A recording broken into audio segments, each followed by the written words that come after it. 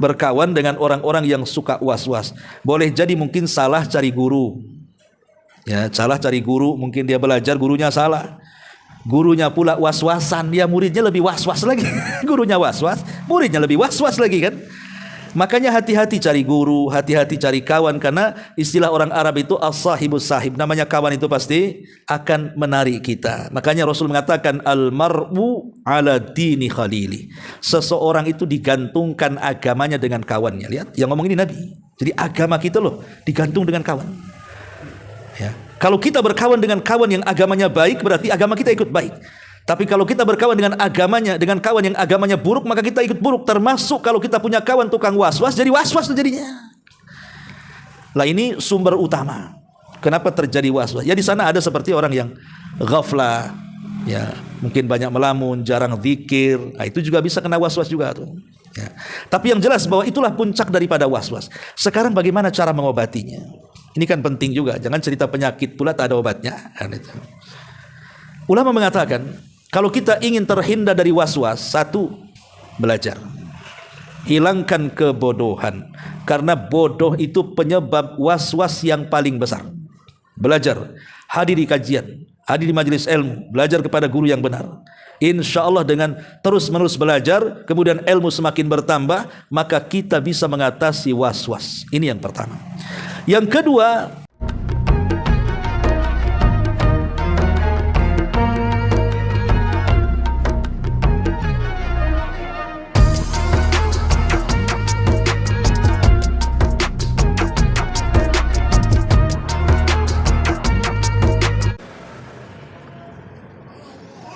kita mulai. Bismillahirrahmanirrahim. Assalamualaikum warahmatullahi wabarakatuh.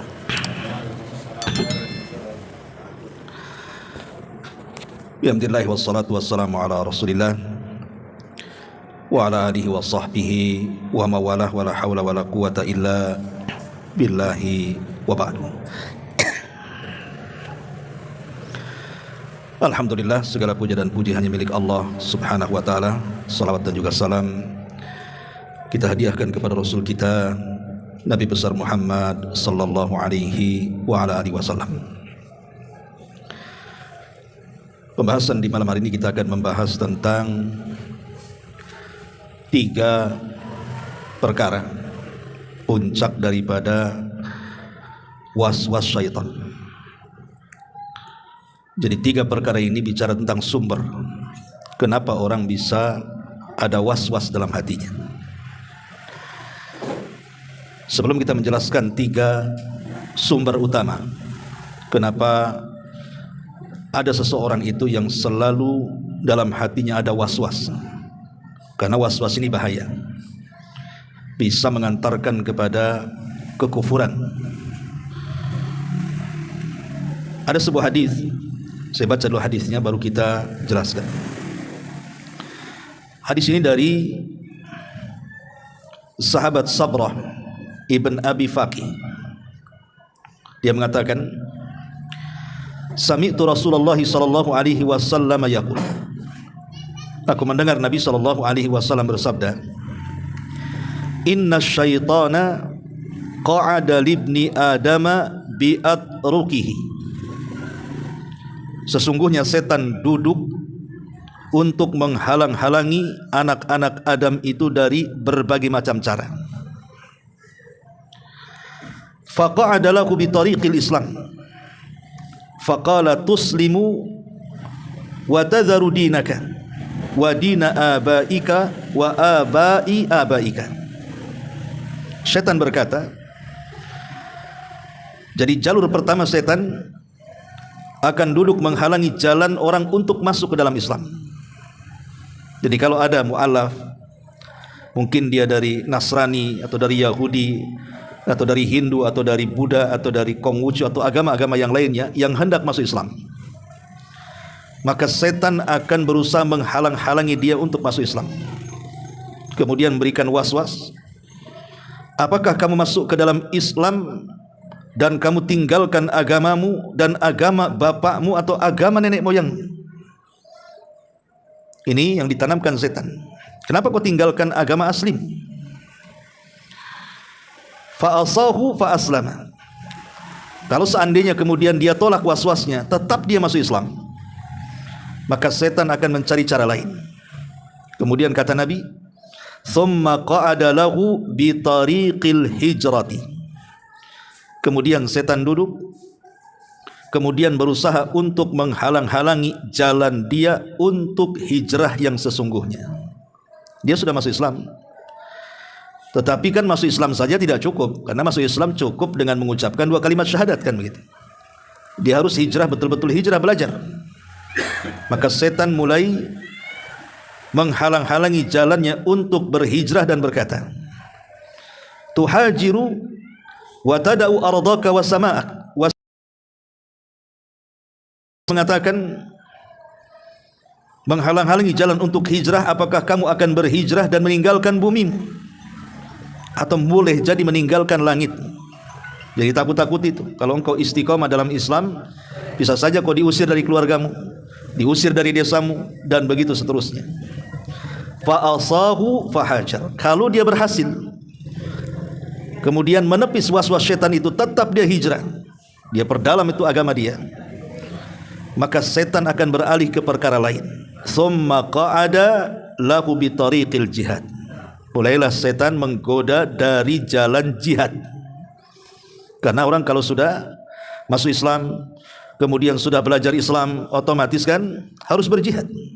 Jihad dengan harta, jihad dengan jiwa, kan itu. Mau tidak mau. Ya. Faqala, maka setan akan berikan waswas, tujahidu fahuwa jahdun nafsi wal mali fatuqatilu fatuqtal fatunkahul mar'atu wa yuqsam, katanya. Maka setan pun kemudian berkata,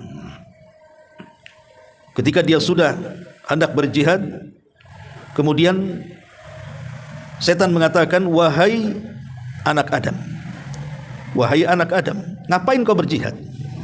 Jihad itu adalah perjuangan dengan jiwa dan harta, berat loh. Kalau sampai engkau berperang, engkau akan mati. Macam mana nasib anak dan istrimu? Istrimu bisa dinikahi orang, bahkan hartamu bisa diambil orang, ya. Tetapi fa'asahu fajahad. Kalau dia berhasil, enggak peduli, saya sudah masuk Islam, saya sudah hijrah, saya sudah berjihad, ya. Faqala Rasulullah sallallahu alaihi wasallam, maka Rasulullah SAW mengatakan, faman fa'ala dzalika kana haqqan 'ala Allahi an yudkhilahul jannah. Kalau dia tetap seperti itu istiqomah, dia melawan was-was daripada syaitan, maka kewajiban Allah sudah harus memasukkan ia ke dalam surga. Perhatikan hadis ini. Hadis ini menunjukkan bagaimana kegigihan syaitan di dalam menyesatkan kita anak Adam. Dia berusaha untuk membuat khutuwat, langkah demi langkah. Tidak bisa dengan cara ini, cara itu. Tidak bisa dengan cara itu, cara yang lainnya. Yang penting dia berhasil.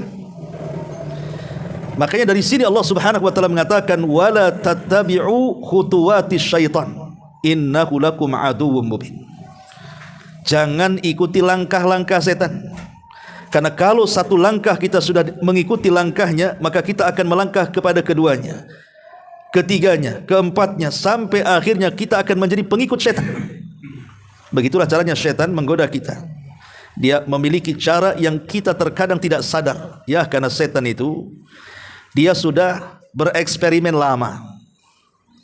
Dia kan sudah eksperimennya lama kan, namanya dia hidup lama, otomatis kan eksperimen juga lama.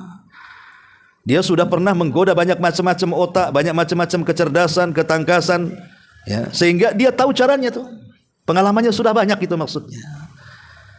Sehebat-hebatnya manusia berpengalaman berapa tahun lah. Tapi setan kan terus-terusan dia. Pengalamannya banyak. Maka dia tahu cara menyesatkan Bani Adam ini. Lah, cara yang paling jitu adalah dengan memberikan was-was.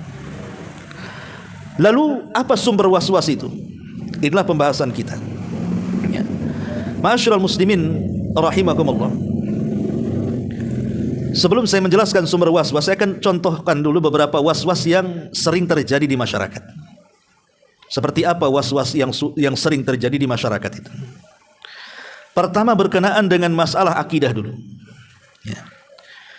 Disebutkan dalam hadis Abi Hurairah radhiyallahu an, Nabi sallallahu alaihi wasallam mengatakan, ya'ti syaitanu ahadakum fayaqulu man khalaqa kadza, man khalaqa kadza, hatta yaqula lahu man khalaqa rabbak, fa idza balagha dzalik falyasta'idz billahi minasyaitonir rajim.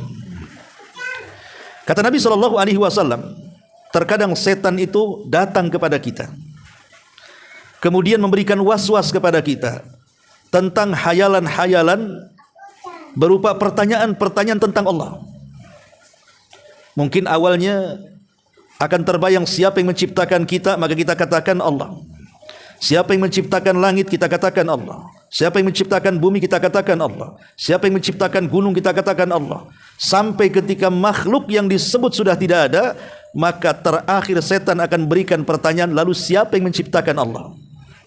Ini kalau sudah sampai was-was, berpikir lalu Allah tiba-tiba ada, atau Allah tercipta dari sesuatu. Ini kalau sudah ke situ menghayalnya nih, ya. Ini namanya was-was. Ini was-was yang paling bahaya ini. Kalau sudah melamunnya sampai tingkat seperti itu, mengatakan siapa pencipta Allah, maka Rasul mengatakan falyasta'idz billahi minasyaitonir rajim. Segeralah kita ucapkan a'udzu billahi minasyaitonir rajim, berlindung kepada Allah. Kemudian katakan dalam riwayat yang lain, amanna billah, aku beriman dengan Allah Subhanahu wa taala. Ini contoh. Ini was-was yang paling bahaya kalau sudah bicara soal ketuhanan. Ya. Karena kita tidak boleh ragu-ragu dengan Allah Subhanahu wa taala. Karena hayalan yang sampai puncak seperti itu akan mendatangkan keraguan-raguan bagi kita tentang siapa pencipta kita. Kita tidak boleh ragu-ragu. Kita harus yakin Allah itu ada, dan Dia satu-satunya pencipta dan tidak ada yang menciptakan Dia. Qul huwallahu ahad, Allahus samad, lam yalid walam yulad walam yakul lahu kufuwan ahad. Katakan Allah Esa, semua makhluk bergantung kepadanya. Dia tidak dilahirkan dan tidak melahirkan, dan tidak ada yang sekufu setanding dengan Dia. Ini contoh yang pertama. Contoh yang kedua adalah hadis Nabi SAW. Ini dalam bab ibadah. Kita masuk dalam bab ibadah. Tadi bab akidah. Makanya kalau dalam bab akidah itu, ikhwatu fiddin, para ulama mengatakan jangan terlampau dalam memikirkan tentang zat Allah, tetapi pikirkanlah tentang ciptaan-ciptaannya. Tafakkaru fi khalqillahi wa la tatafakkaru fi dzatillah. Pikirkan saja ciptaannya, jangan pikir zatnya. Nanti bingung kita. Di situ was-wasnya masuk. Yang kedua, was-was dalam ibadah. Disebutkan dalam sebuah hadis, Nabi SAW mengatakan, ya, inna syaitana wadi'u khutmati ala qalbi ibni Adam, fa in dzakarallaha hanas wa in nasya iltaqama qalbah. Setan itu akan menempatkan moncongnya di dalam hati anak Adam. Jika ia berzikir mengingat Allah, maka lupa untuk berzikir kepada Allah, maka setan akan mencaplok hatinya. Disitulah akan ditimbulkan was-was dalam ibadahnya. Maka satu hari ada seorang sahabat namanya Utsman ibn Abil As radhiyallahu an. Itu mengadu kepada Nabi SAW. Dia mengatakan, ya Rasulullah, inna syaitan labisa alayya salati. Rasul, satu hari setan itu pernah berusaha mengganggu solatku. Ya. Maka Rasul mengatakan, dzaka syaitan yuqalu lahu hinzab. Kata Rasul, yang setan datang kepadamu itu namanya setan hinzab, kata Rasul, atau hinzib. Ya. Fa idza ahsasta bidzalik fata'awad billahi minasyaitonir rajim thalathan. Kalau engkau merasakan si hinzab, si setan namanya hinzab itu mulai menggoda salatmu, umpamanya nampaklah badannya khusyuk kayak tiang, tapi oleh setan hinzab ini pikiran kita dibawa terbang. Badan kita di masjid, otak kita di rumah. Badan kita di masjid, otak kita di pasar. Badan kita di masjid, otak kita di jalan. Itu namanya khusyu'un nifaq namanya. Itu setan hinzib itu berusaha untuk mencuri kehusyuan kita. Dibuatnya kita tengok-tengok dalam salat. Makanya kenapa kita disuruh untuk mengambil saf pertama itu, supaya kita terhindar daripada was-was, ikhwan. Karena kalau saf pertama pandangan kita paling tinggi ke tembok. Tapi kalau sudah saf kedua itu macam-macam pandangannya itu. Tengok kaos partai di depannya. Kan itu ya. Ya. Oh baru tahu ini si Anu ini partai Anu, itu dalam sholat tuh. Ya. Nanti nengok orang pakai kaos tahu-tahu bolong, Mikir, orang ini kenapa bolong kaosnya? Apa nggak punya kaos dia? Itu kalau sudah di saf kedua, ketiga, keempat, banyak tuh pandangan tuh. Makanya kenapa Nabi SAW menjelaskan tentang keutamaan saf pertama, karena gangguannya sedikit kan. Kalau sudah saf kedua itu macam-macam gangguannya.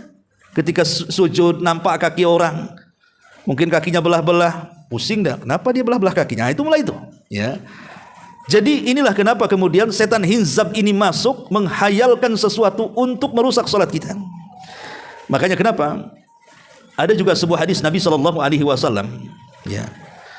Kata Nabi Shallallahu Alaihi Wasallam, terkadang seseorang itu inna ahadakum idza qama yusalli jaa syaitan. Salah seorang di antara kalian apabila tegak salat itu setan akan datang kepadanya itu. Falubbis alaihi, kemudian akan mengganggu dia. Hatta la yadri kam shalla, sampai dia menghayal tidak tahu berapa rakaat dia salat. Kan sering terjadi sama kita kan? Berapa rakaat tadi? Pemanya antum salat duhur tadi. Padahal sebenarnya sudah tahu itu sudah 3 rakaat gitu. Ini bingung nih. Sudah 4 kah 3? Sudah 4 kah 3? Bagus 4 aja lah biar cepat kan itu.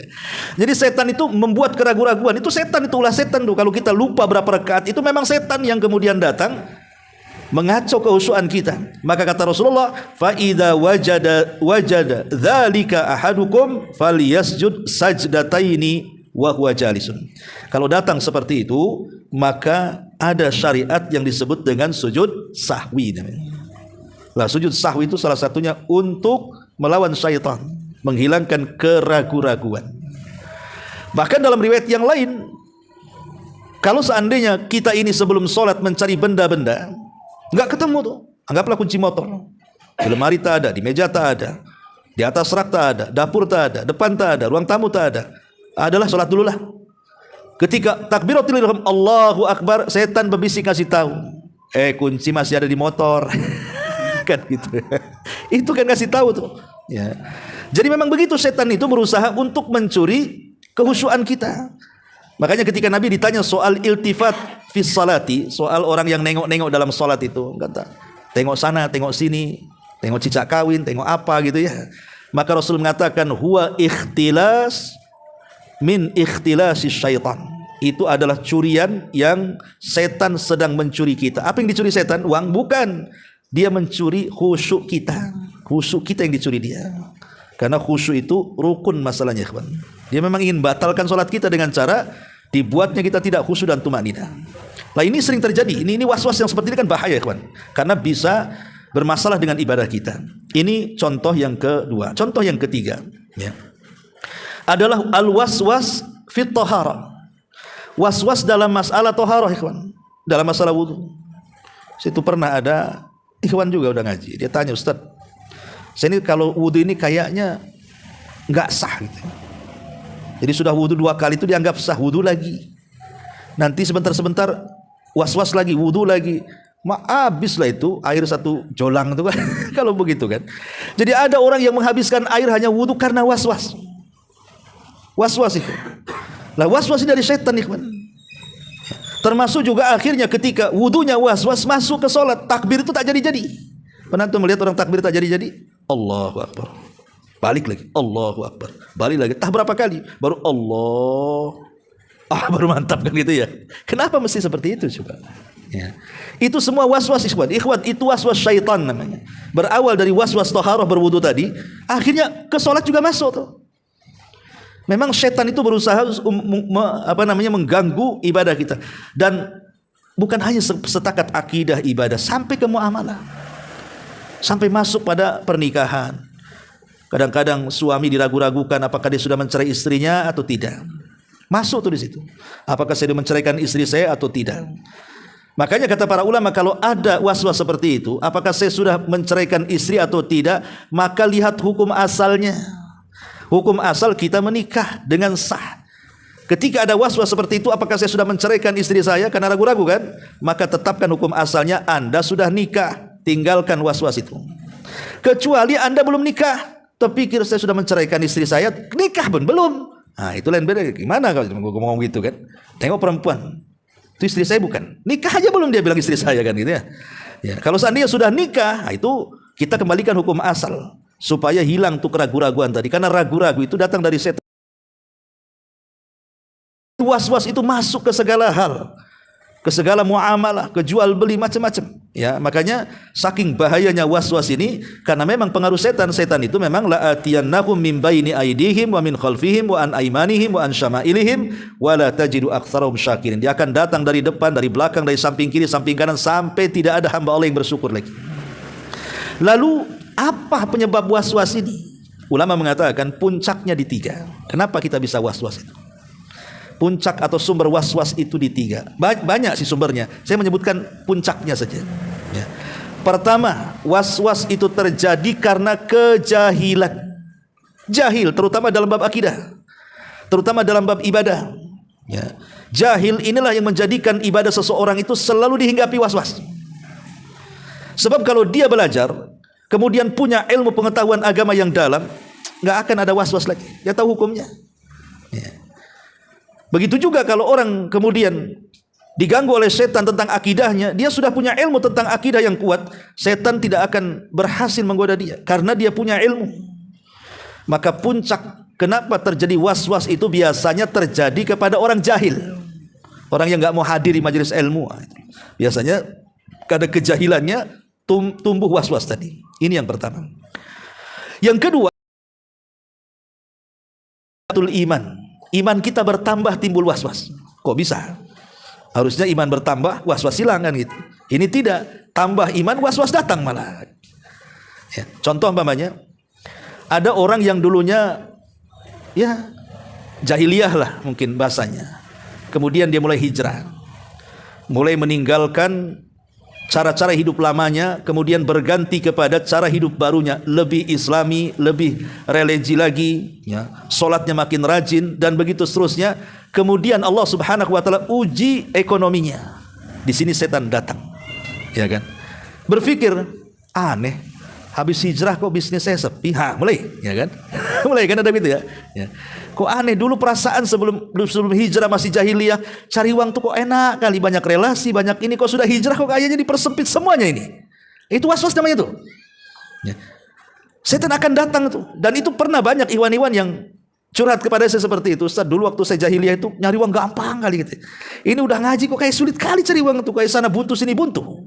Ah, ini was-was setan ini. Dan ini pernah juga terjadi di kalangan para sahabat masalahnya. Para sahabat datang kepada Nabi SAW, sebagian mereka mengatakan saya ingin bunuh diri, saya ingin begini. Itu kata Rasul was-was. Tapi itu sebuah kebaikan. Itulah nilai bahwa hijrahmu benar, kata Rasul. Jadi kalau ada was-was seperti itu, justru menunjukkan bahwa hijrah kita benar. Kenapa demikian? Karena kalau tidak benar, ngapain setan datang ngasih was-was? Supaya kita balik lagi ke zaman jahiliyah. Kan logikanya seperti itu kan. Ketika hijrah kita benar, setan tak mau kita hijrah benar. Setan tak mau kita lurus-lurus. Makanya dia datang berikan was-was supaya balik lagi ke jahiliyah dia. Nah ini makanya ikhwatu fillah muliakan Allah Azza wa Jalla, pertahankan kalau ada was-was seperti ini alamat kebaikan bagi kita. Ini bukan alamat buruk. Sebab kalau dia tidak mampu mempertahankan, maka dia akan kembali nanti itu. Ah, kalau begitu saya nggak hijrah lagi. Kan banyak tuh. Ada artis yang sudah hijrah, sekarang kemudian main TikTok kayak orang gila tuh. Siapa itu? Nauzubillah kan gitu ya. Kan sudah terjadi itu kan. Udah hijrah bagus-bagus, istrinya juga bagus-bagus, pakai cadar, pakai ini kan, jual buku agama, akhirnya ekonomi terpuruk, disalahkan hijrahnya, balik lagi jadi setan. Nah ini justru sebenarnya was-was seperti itu positif itu. Pertahankan itu. Itu ujian dari Allah Subhanahu wa taala. Ini sumber yang kedua. Ya. Nah, sumber yang ketiga adalah berkawan dengan orang-orang yang suka was-was. Berkawan dengan orang-orang yang suka was-was. Boleh jadi mungkin salah cari guru. Ya, salah cari guru, mungkin dia belajar gurunya salah. Gurunya pula was-wasan, dia muridnya lebih was-was lagi. Gurunya was-was, muridnya lebih was-was lagi kan. Makanya hati-hati cari guru, hati-hati cari kawan, karena istilah orang Arab itu as-sahibus sahib. Namanya kawan itu pasti akan menarik kita. Makanya Rasul mengatakan al-mar'u ala dini khalili. Seseorang itu digantungkan agamanya dengan kawannya. Lihat, yang ngomong ini Nabi. Jadi agama kita loh digantung dengan kawan. Ya. Kalau kita berkawan dengan kawan yang agamanya baik, berarti agama kita ikut baik. Tapi kalau kita berkawan dengan agamanya, dengan kawan yang agamanya buruk, maka kita ikut buruk. Termasuk kalau kita punya kawan tukang was-was, jadi was-was tuh jadinya. Lah ini sumber utama. Kenapa terjadi waswas? Ya di sana ada seperti orang yang ghaflah, ya, mungkin banyak melamun, jarang zikir. Nah, itu juga bisa kena waswas juga tuh. Ya. Tapi yang jelas bahwa itulah puncak daripada waswas. Sekarang bagaimana cara mengobatinya? Ini kan penting juga. Jangan cerita penyakit pula tak ada obatnya. Kan itu. Ulama mengatakan, kalau kita ingin terhindar dari waswas, satu, belajar. Hilangkan kebodohan. Karena bodoh itu penyebab waswas yang paling besar. Belajar, hadir di kajian, hadir di majelis ilmu, belajar kepada guru yang benar. Insya Allah dengan terus-menerus belajar, kemudian ilmu semakin bertambah, maka kita bisa mengatasi was-was. Ini yang pertama. Yang kedua, karena was-was itu dari setan, maka banyak-banyaklah ta'awudz, berlindung kepada Allah Azza wa Jalla. Dan itu diisyaratkan dalam Quran, bukan diisyaratkan lagi, memang diperintahkan dalam Quran. Qul a'udzu birabbin nas. Qul a'udzu birabbin nas. Ya. Kemudian salah satu kalimatnya apa? Min waswasil khannas, kan gitu. Alladzi waswis. Di sini Allah mengatakan kita disuruh berlindung kepada Rabbnya manusia, Malikin nas, Ilahin nas. Nah, kemudian dari apa? Dari waswas si khannas tadi. Khannas itu setan artinya. Yang tersembunyi, itu maksudnya setan. Jadi memang Allah perintahkan dalam Qul a'udzu birabbin nas itu supaya kita berlindung dari waswasnya si khannas, si setan tadi yang selalu memberikan waswas dalam hati manusia tuh. Maka kalau kita ingin terhindar dari waswas, setiap datang waswas, a'udzubillahi minasyaitonir rajim. A'udzubillahi minasyaitonir rajim. Maka ini yang kedua, teruslah beristiazah kepada Allah Subhanahu wa taala. Kemudian yang ketiga, karena waswas dari setan, maka sering-seringlah membaca surah Al-Baqarah dalam rumah kita. Nabi SAW mengatakan, man qara'a surat Al-Baqarati tanfiru anhu minal baiti. Siapa yang membaca surah Al-Baqarah, maka setan akan lari dari rumah. Ya. Dan ingat ikhwatu fiddin, bukan mendengar tapi dibaca. Ya. Bukan mendengar maksudnya antum style murotal gitu ya. Sampai selesai, terus antum yakin udah nggak ada setannya, udah selesai itu murotalnya gitu. Bukan. Murotal itu tidak berpengaruh kepada setan, ikhwatu fiddin. Tapi kita yang mendengar dapat pahala. Kalau antum namanya dengar Quran dapat pahala. Tapi itu bukan penjagaan. Karena penjagaan itu harus dibaca. Kita yang baca diniatkan kepada kita. Karena harus ada niat. Innamal a'malu binniyat. Amal itu kan ditentukan niatnya. Ketika kita baca Al-Baqarah, kita ada niat bahwa bacaan Al-Baqarah saya ini untuk mengusir setan. Itu maksudnya supaya amal itu berkualitas. Innamal a'malu binniyat. Amal itu ditentukan dengan niat. Baru surah Al-Baqarah itu akan berasa bermanfaat bagi kita dalam mengusir setan ketika kita baca sendiri. Dan tidak harus sekali duduk satu Al-Baqarah, kan bisa kita cicil pagi, siang, sore, malam, besok lagi, entah 3 hari sekali kita hatam, kan itu Al-Baqarah, kan bisa saja. Ya. Syukur-syukur kalau mau duduk kemudian habis dalam waktu beberapa menit atau 1 jam atau 1 jam lebih kan, enggak sampai 1 jam lah. Ya.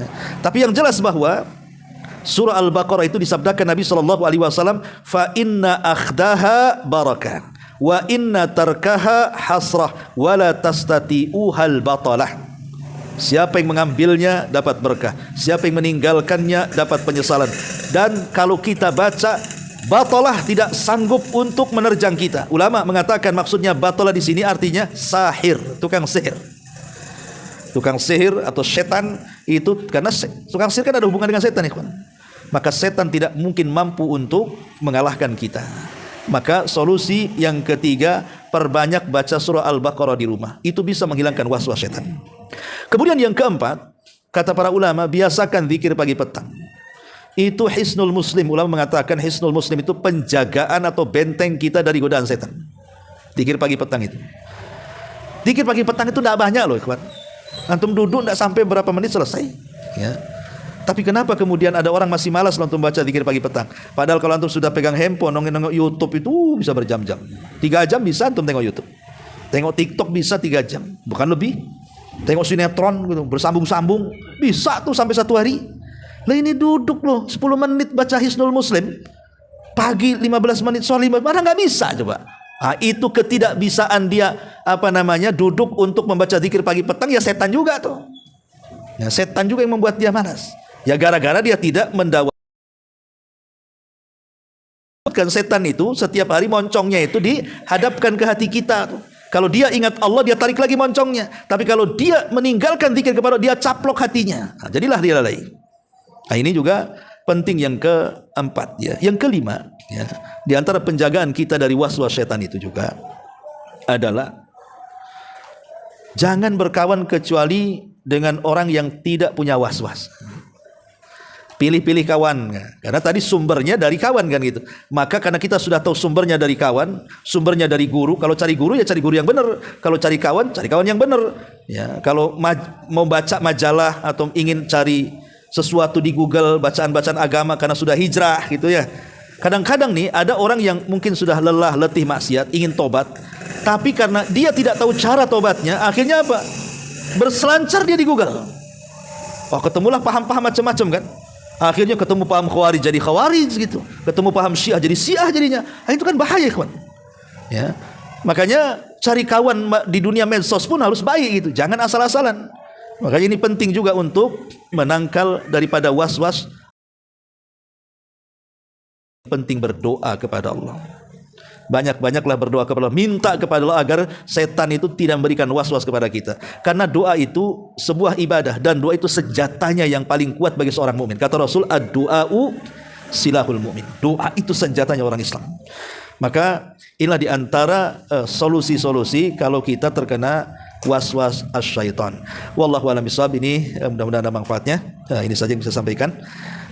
Kita tutup dengan doa kafaratul majlis. Subhanakallahumma bihamdika asyhadu an la ilaha illa anta astaghfiruka wa atubu ilaik.